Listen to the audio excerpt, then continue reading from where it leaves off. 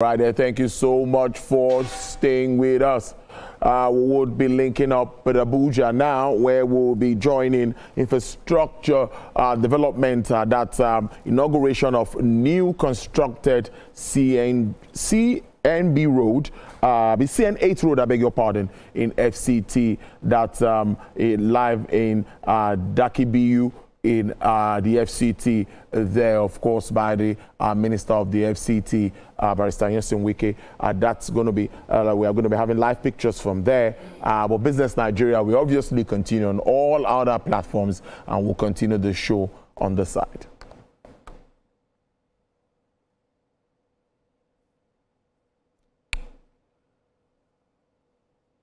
Moving on now, the Central Bank of Nigeria says foreign direct investment and portfolio inflows in Nigeria declined in the first quarter Q1 of 2025. According to the CBN's balance of payments report for Q1 2025, FDI dropped by 19.35% to $250 million during the period under review from $310 million in Q4 of 2024.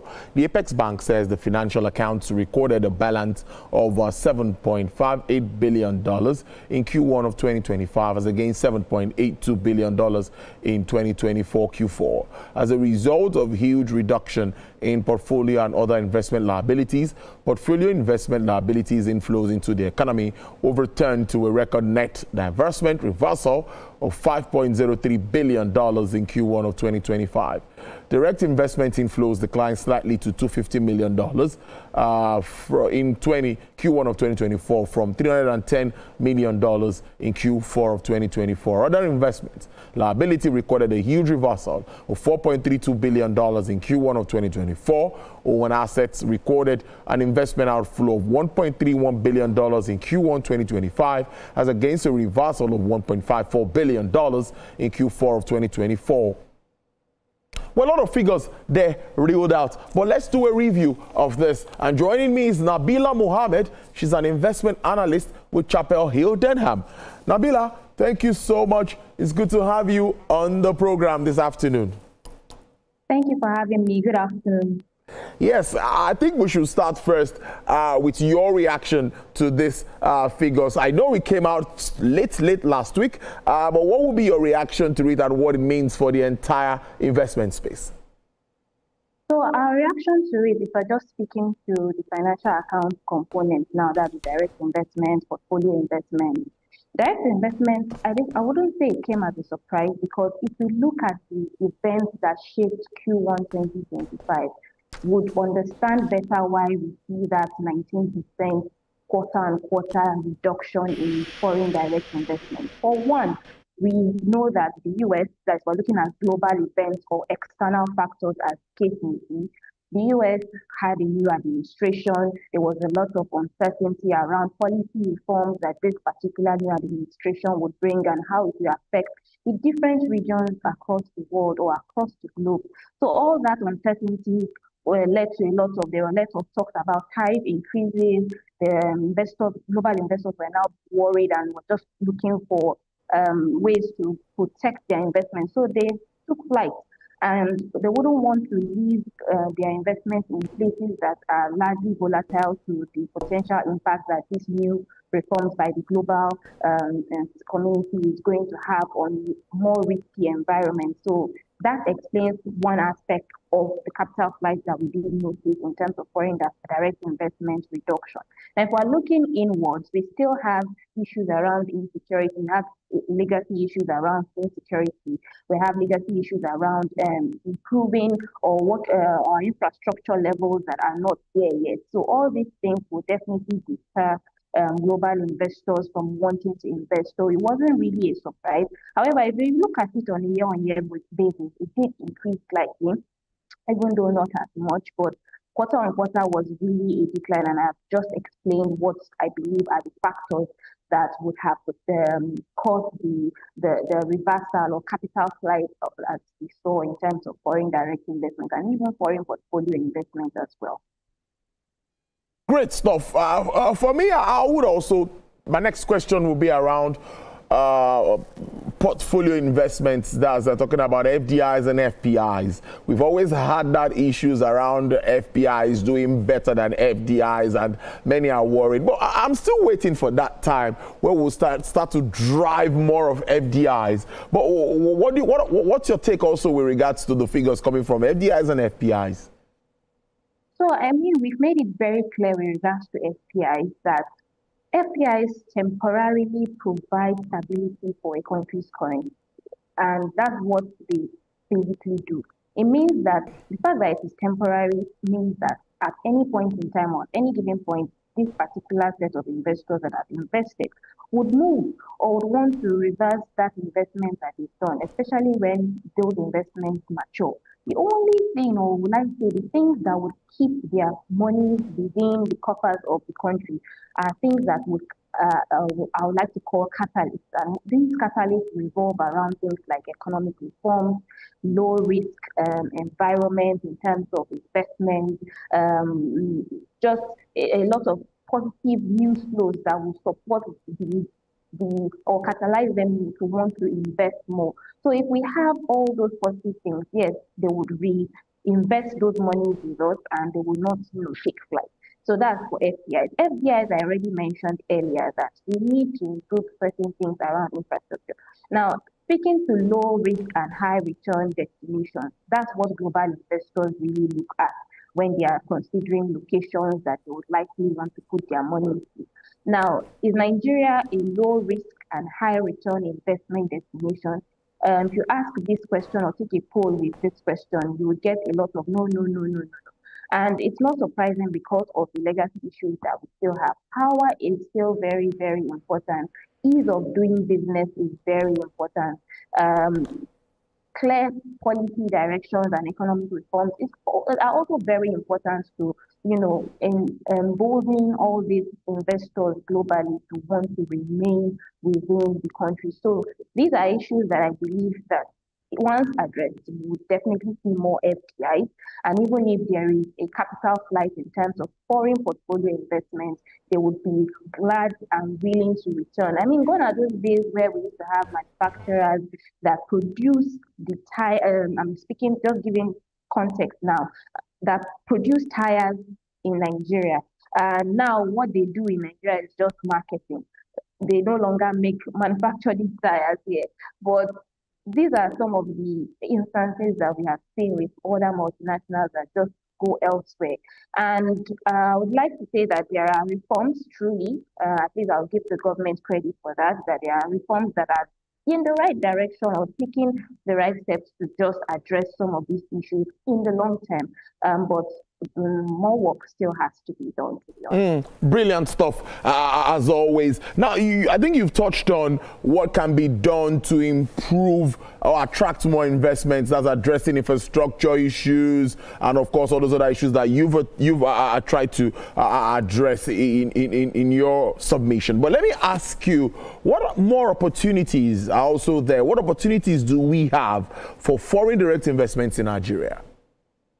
So if we're looking at opportunities, we always pride ourselves that Nigeria is like the giant of Africa, meaning that truly we have areas that, or sectors I would like to say that we have yet to really explore the potential of.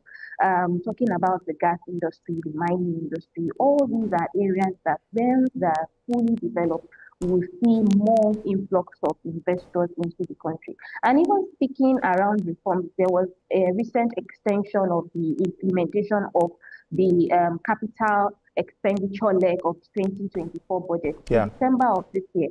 And that just speaks to, or that in my mind means that the government is trying to make sure that they truly realize all the expenditure from the capital leg or the capital leg of the budget before they move into the implementation of 2025. And if they're able to achieve that, it's a step in the right direction, in my view. Now, the tax reform is also something that I believe once it comes into effect in January 2026, we should see a lot of change because more businesses would have the less burden in terms of paying taxes. There is efficiency and clarity in terms of the tax administration processes, and this would bolster productivity, and that is what the country is measured on.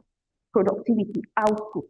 So if there are more businesses that are churning out products, churning out services, and not hampered by any high level of tax or burden from that part of their business, we'll definitely see improvement in economic output, and that would lead to better growth for the entire country. So these are areas that I feel would unlock a lot of value in terms of foreign direct investment in the future. Sector that, like I earlier started with, that would also power or embolden these global investors to want to, raise eyes and say this country is actually doing the right thing and we should key into the long-term, objective and plan of the entire administration that is currently running. We see oversubscription of bonds, and some of it, sometimes when instituted by, of course, the debtor management officer and all of that. Is that a signal that investors' confidence is actually coming back into our country? I mean, the reason why we're seeing very high subscriptions, I'll attribute it to a number of reasons. Number one is that we have a lot of maturities that are occurring currently. So with the maturities that are, being flooding the system in terms of liquidity in the system, a smart investor will not want to hold on to money. I mean, that's not a smart way to, make money well from the money that you have. So they will definitely look to reinvest it. And another thing is that the federal government is not necessarily being aggressive in terms of borrowing. We've seen them time and time again in the recent auctions that they have done remain, should I say, disciplined in terms of the allotment that they do. The most times they stick to the amount that they set out to offer. Just looking at the bond auction for the month of June, they offered 100 billion, 50-50 across the 5-year and 7-year maturity. But the subscriptions were quite high. We saw subscriptions of almost 600 billion over an offer of 100 billion. And it just speaks to the fact that liquidity was quite robust during that period. And they were looking for areas to channel those funds in. So would I say it is investors' confidence? Yes, most likely, because there is an expectation that rates would likely reduce going forward. So why not lock in higher rates right now before they start to reduce market-wide later? Because we've had 2 months of inflation, and if we just tie everything up together, investors are locking in the higher rates now because there's an expectation that if this inflation is sustained, they will definitely see some level of dovish stance play out in terms of monetary policy trajectory for the rest of the year. And liquidity levels are quite high. We have had a number of maturities. So it is more of that, and also the fact that they are trying to make sure they lock in higher rates at this current level before it starts to come down because of the sustained level of inflation if that materializes. In that same report, almost finally now though, in that same report, you would see that there's also a drop in external reserves. Let me quote that significantly from 40.19 billion as at the end of December 2024 and now stands at 37.82 billion US dollars. That's showing a huge drop of about $2.37 billion in just 3 months. How does that come to you? I mean, it just explains that there are a lot of transactions that really happened that year, not necessarily more inflows came in Q1 2025. So it could be that there were a lot of payments as well in terms of external servicing or servicing of external obligations. So that alone would explain some level of drop. And also, if there were no FX inflows that were domiciled in the reserves, most definitely we would see a drop in the FX reserves from a general point of view. So those are my thoughts around the drop in FX reserves that we noticed in Q1 2025. Interesting stuff. Now, let's now talk about strengthening policy on foreign investment. I know you've highlighted some things around this, but straightforwardly, you're an investment analyst. What more do you think, or what sort of conversation should we be having to help strengthen foreign policy on investments? So we should be having conversations around improving power. Power is very important. If we were to take a survey of all the multinationals that have left one time or another, they will definitely mention stability in power supply. They will definitely mention things that would around infrastructural development that would encourage them. They will also mention things around insecurity with what has been happening lately being addressed. So those are conversations that I believe policymakers would have to sit down and start. Even though they've been having it, we're not saying they haven't been having the conversations around addressing some of these issues. We just want more practical steps and solutions being taken in order for the global community to really recognize that something is being done. So if we want more foreign direct inflows, we want foreign direct investments, we want global investors to come and set up their businesses here, there has to be ease of doing business. There has to be stable power supply. There has to be security around the assets that they come to set up here. So conversations around these areas are what I believe policymakers should be having at this point in time, and taking practical steps, not just discussing, but also making practical, moves to show that something is being done or something is actually in the works, would definitely encourage foreign direct investors to come back and remain in the country. You touched on the tax law as you were your submission earlier. Also, generally, what are your thoughts around that? Finally, it's become law. It's no more a bill. Yes, I would say that we can't wait to see the full impact. I mean, we've had a lot of positives since the whole back and forth, but it's clear that all parties involved are now in agreement that this particular reform is channeled towards unlocking a lot of potential that the MSMEs and SME space has and can deliver in terms of contributing to the entire output of the country. So once there is reduction there's no tax for a particular limit in terms of the businesses and their turnover that they do yearly, once we see the implementation of clarity in terms of tax administration policies, once we see that the tax net has been widened and everything is now married into one. I'm talking about the synchronization and how we now have one Nigerian revenue service. All these things bode well in my view in terms of how it would impact the entire country. So we cannot wait for January 1st, 2026 to see the implementation fully. Nabila Mohammed, I must thank you so much. It's always nice having you join the program and your views on all of this topic of discourse. Nabila Mohammed is an investment analyst. She's with Chapel Hill Tenham. Thank you so much. Enjoy the rest of your day. Yeah, thank you. All right then.